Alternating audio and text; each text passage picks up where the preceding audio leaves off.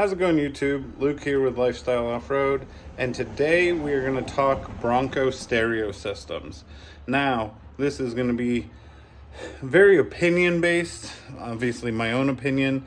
I keep seeing people do a certain thing with the subwoofer that I just plain don't agree with.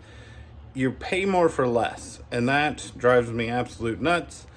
I have done a lot to my stereo system, and I feel like I have it figured out. I've ridden in lots of other vehicles. I own several other vehicles, and when you get in my Bronco, it just sounds better.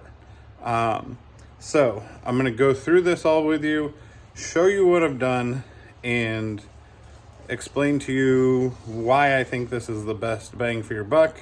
Overall, it wasn't super cheap. I do need to total it all up.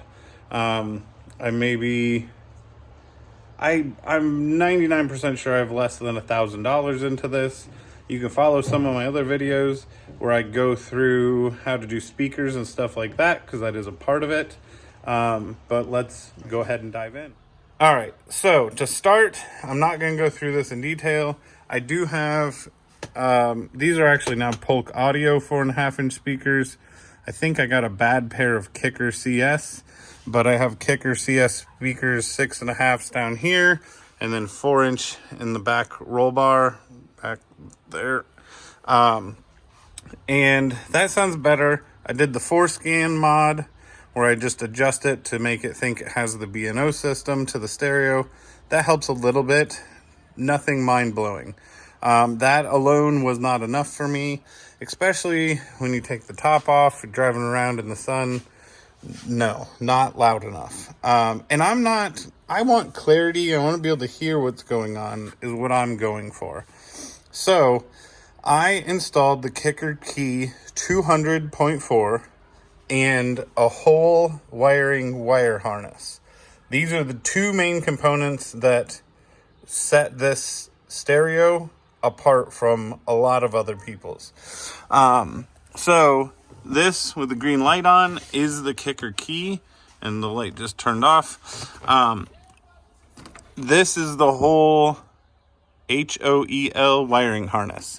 All these wires there. It is the nicest wiring loom I have ever purchased in my life. Very factory looking. It works great. So the Kicker Key attaches to the stereo down under here, which looks like that actually popped off. Okay. Pops up under here. There's lots of videos on how to attach that. But then I bought the one for running a remote amp. What that includes is off of this harness, there is 2 RCA cables that come out of this harness right here, and then I've wired them all the way to the back. So I just have them, let me get you around here.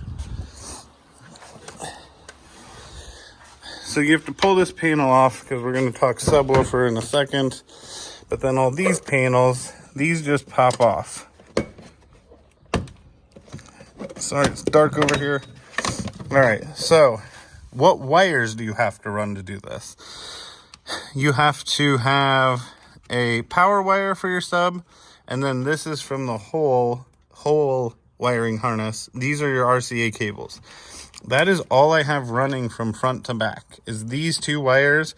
They go under here. I fished them under here with a wire hanger, and then popped this off of the front as well, and then ran them into the engine bay, which I guess I can show you right now, which is not, it's work, but it's not a ton of work. So I flip this up. That's from my rock lights. This panel just flips down, by the way. So you can see, you can't see. All right, let's go under the hood. If you have an automatic, which most people do, if you have a manual, there's a way to do this still. But if you have an automatic, it's very easy to run wires through. because there's a hole down there through the firewall. Here's my power wire. Excuse this disgusting mess. It's mostly rock lights. So the power wire is coming up here and then attaches to the battery. So pretty simple to do there. You run that to the battery. Ooh, fight my prop rods. Kind of forgot I had those. Okay, so we've talked about the kicker key amp and the whole wiring wire harness. So that alone will set you back about $600, and it amplifies all 6 speakers, and that is a large improvement on its own. This amp, why you saw the green light on, is it has a remote on and off. So you don't have to trigger it with any other signal. It simply gets an input of 12 volts from the factory system, and it turns on for all the wiring. Sometimes it does trigger itself on from opening and shutting doors, and that's okay. There's been no substantial drain to the battery, but you don't wire anything to turn that amp on. It automatically turns on and is ready when you are. So here's the second part, and the part that I feel like a lot of people miss on, is the amp and the sub. Now, I went to Ford and I used some of my points and I bought a factory box, okay? That is the factory B&O box. Now, I have a Kicker Comp 8-inch sub. Now, you can see right here, I had to trim the plastic to fit around that side. And then at the very bottom, right here, is a plastic tab. You just have to cut off the box. And then that amp fits nice and tight, or not amp, that sub fits nice and tight into that box. There's no air leaking, I promise you. Next, we have my Kicker Mono 400 to 1 amp. Sorry about that.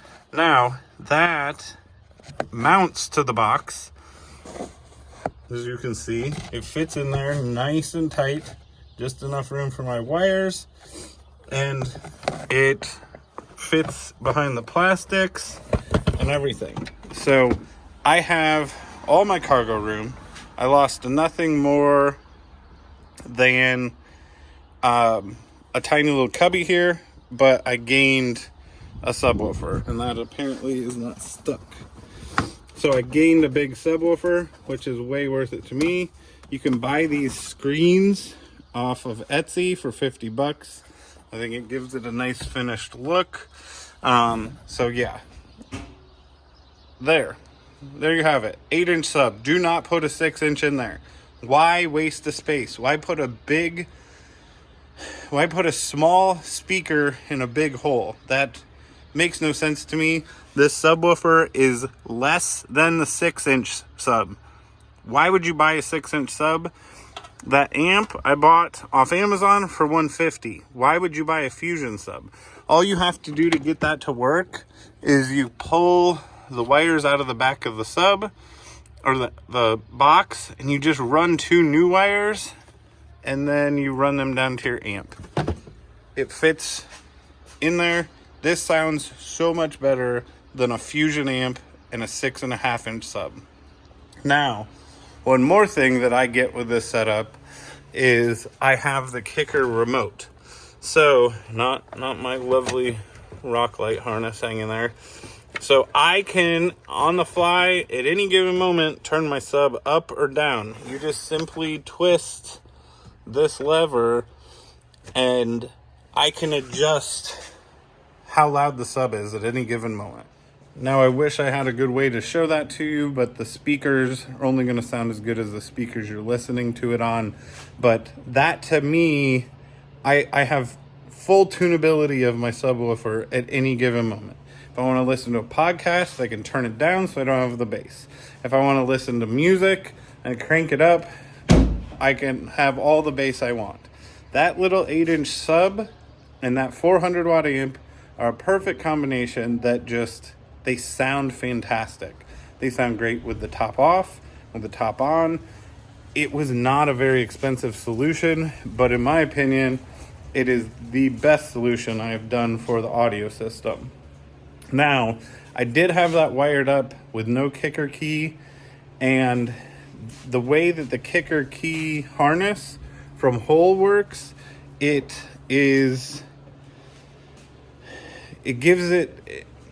wired properly. I tried to wire this with a line out converter and it didn't work great. It was filtering some of the music out, I feel, but the way that the whole wiring harness is wired in, it just works so much better. So I will try and get all those things linked down below so you guys can just click through and see what I did. But stop putting 6.5-inch subs in an 8-inch sub box. That box is ported, that sub fits, it meets the requirements, it sounds good. Stop putting tiny speakers in big holes, please. So that is my message. This is my setup. I'm sorry it's not a full DIY. I actually recorded that and something messed up with my GoPro, so I lost 90% of the footage. But if you have questions, ask them below. More than willing to help as always. And thanks for watching.